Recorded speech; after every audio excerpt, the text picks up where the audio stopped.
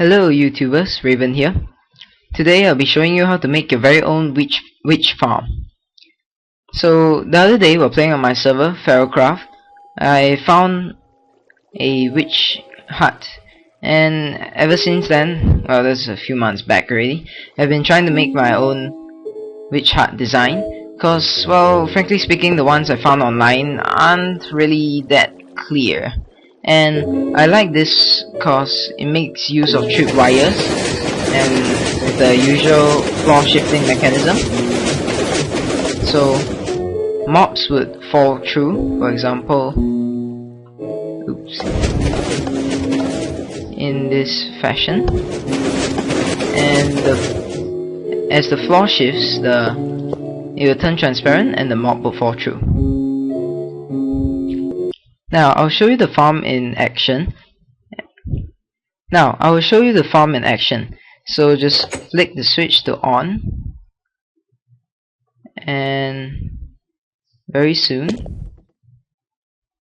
the witches will spawn and activate the mechanisms and start falling. Yep. More and more of them will start coming down. Occasionally you'll also get some slimes, zombies, creepers and skeletons, even the annoying spiders. So underneath here is after AFKing for an hour, this is the amount of stuff I get. Oh, look at all that sweet loot. So witches give you gunpowder, glowstone dust, redstone sticks, spider eyes, and glass bottles, and along with the other mobs, I even got 2 endermen. Yep, so that's a lot of loot. The design of the floor is by Impulse SV. Please do check out his video in the description below. Now first you will need to find yourself a witch hut. So to do so, you might want to make use of this software called Amidst, whereby either using your file or from a new seed, say 2, you can get the different generated structures like villages, strongholds, and temples. And so we have the location of the witch hut.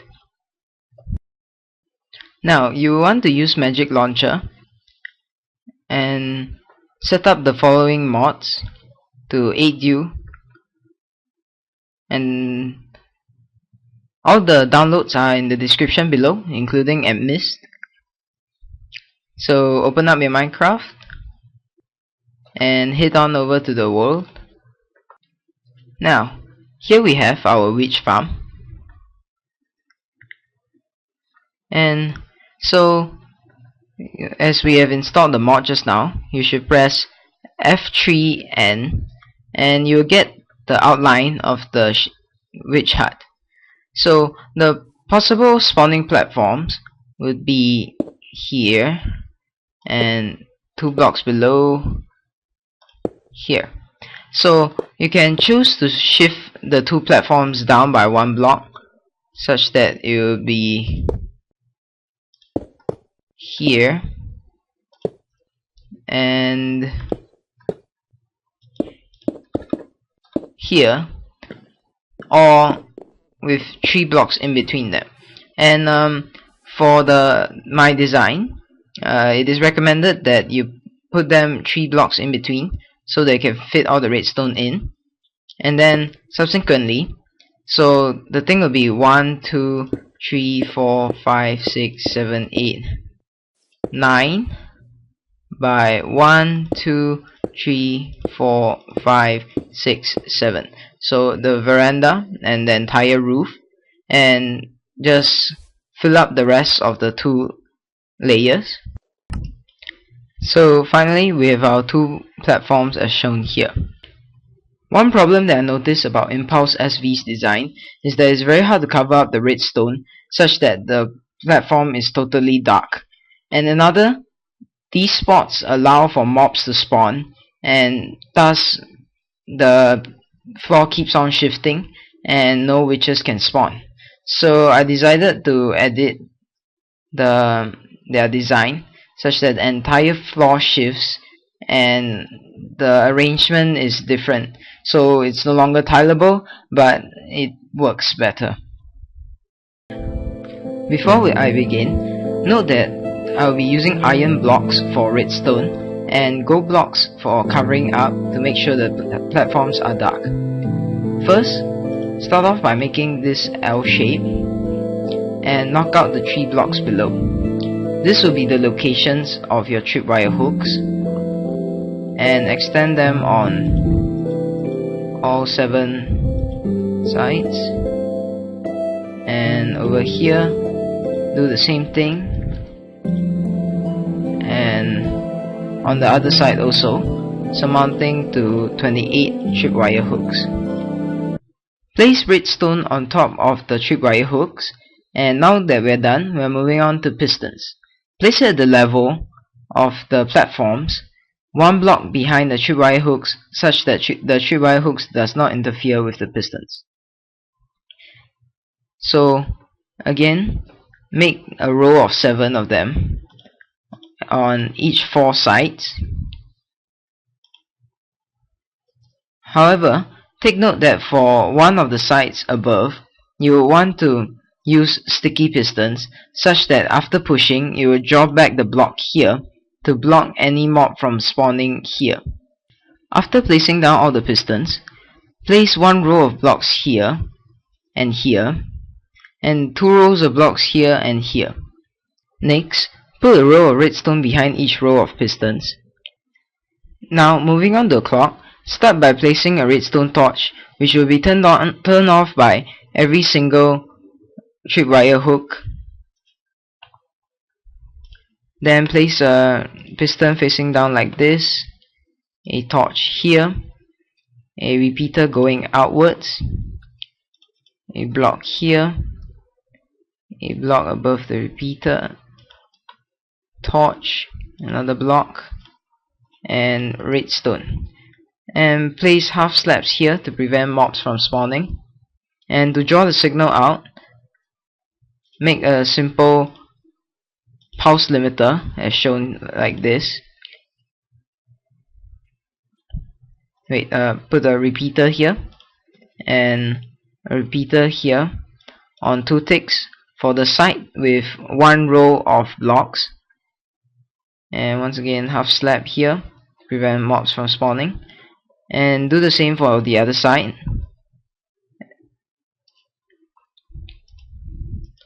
And once again placing the clock, the repeater facing outwards,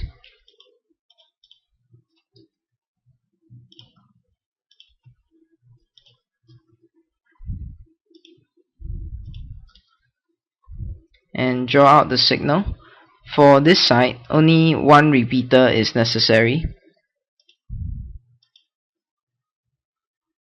The side with 2 blocks, only 1 repeater is necessary. And to demonstrate, the clock activates when the torch is turned off. Then once again, place half slabs to prevent mobs from spawning. And do the same for the bottom row, but on the other side. Now that you have the clocks done, you will want to jam the clock such that it won't start up while you are building the rest of the farm, just by putting a lever in the center block and activating it. So even if this torch is off, the clock will not work. So now you can work on the farm in peace. So the next thing you want to do is to cover up the sides like this, all the way to the other end.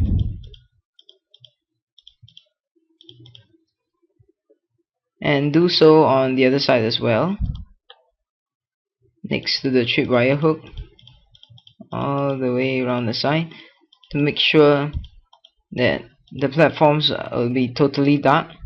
And then over here, you want to place blocks behind the tripwires and half slabs here underneath the tripwires, and same for here, below the tripwires and in front. Yep. And then cover up the top using half slabs, such that no light will enter from above all around. It will be a 9 by 11 roof. Of course, you can use other nicer looking blocks. I'm just doing this with the most basic blocks. And half slabs will also prevent mobs from spawning, so as to maximize the efficiency of the farm.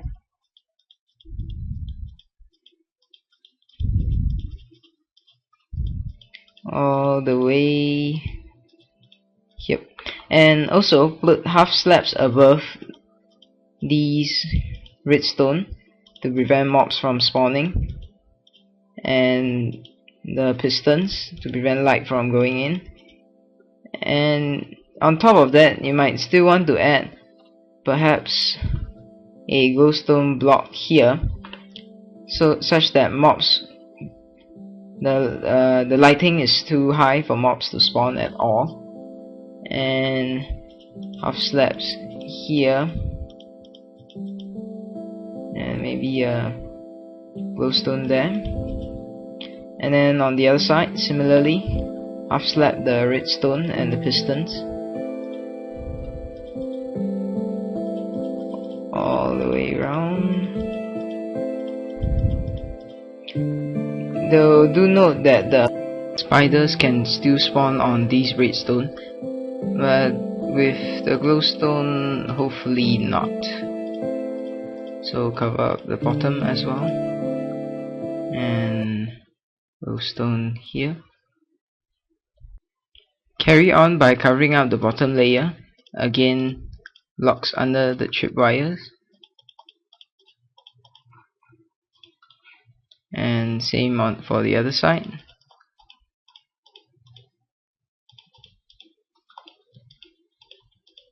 And then cover up the sides like this, 3 blocks high, and go all around. You can choose to leave these blocks unfilled, or you can just fill them in. It doesn't matter. It's more for aesthetic purposes.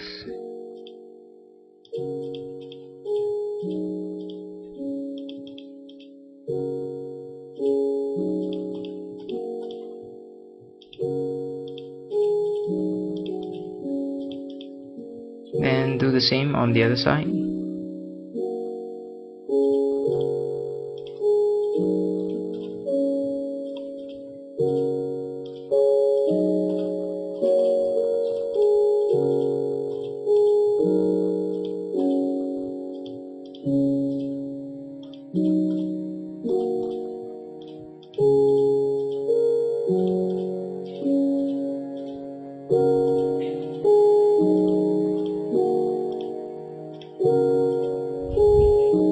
Subsequently, enter the place again, and this time cover up by placing blocks above the tripwire hooks on both sides. And now that is done, if you cover up, it should be completely dark. Now place string at head level all around the 7 by 9 area, so there'll be 63 strings for both layers, and just fill it all up. As we have jammed the clock, the trap shouldn't interfere with us.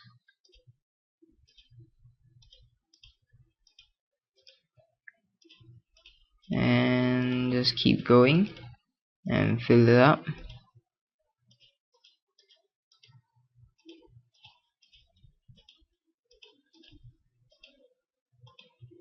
Finally, the last set. and done.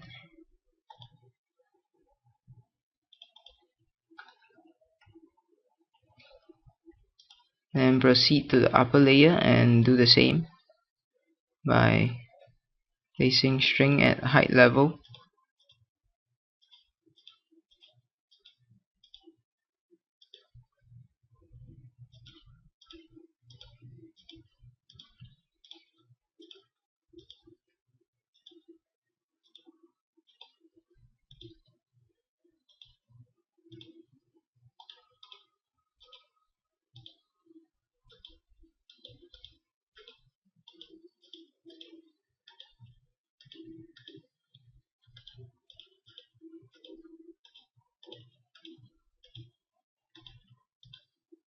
Once again, 63 strings.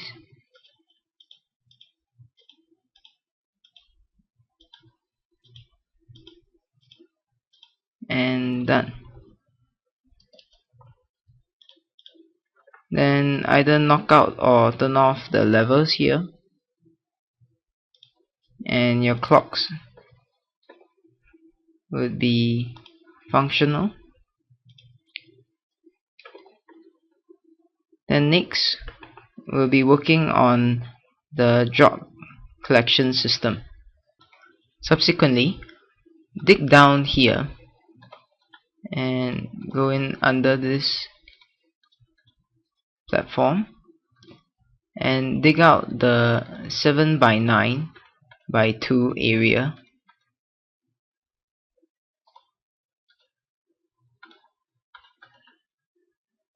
In this manner.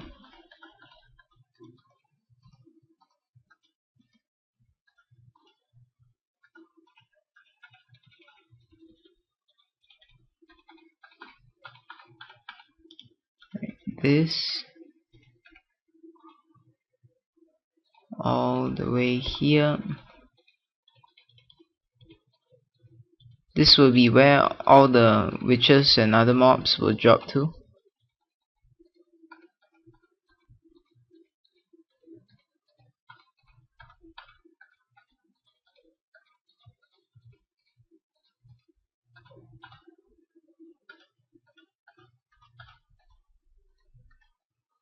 And we'll make use of a simple drop system by placing water all along here.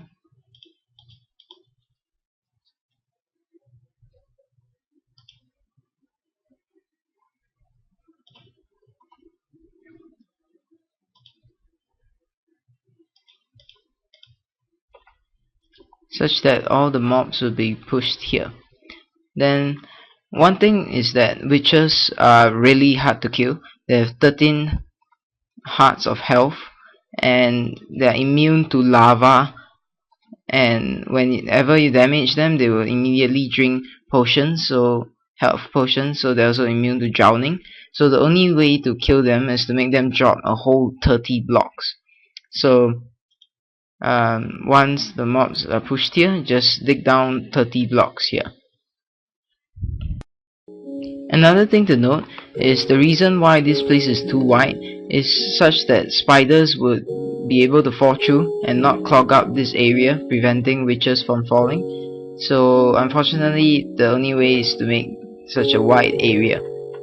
So after the 30 block fall, you can choose to put hoppers such that the collection is automatic.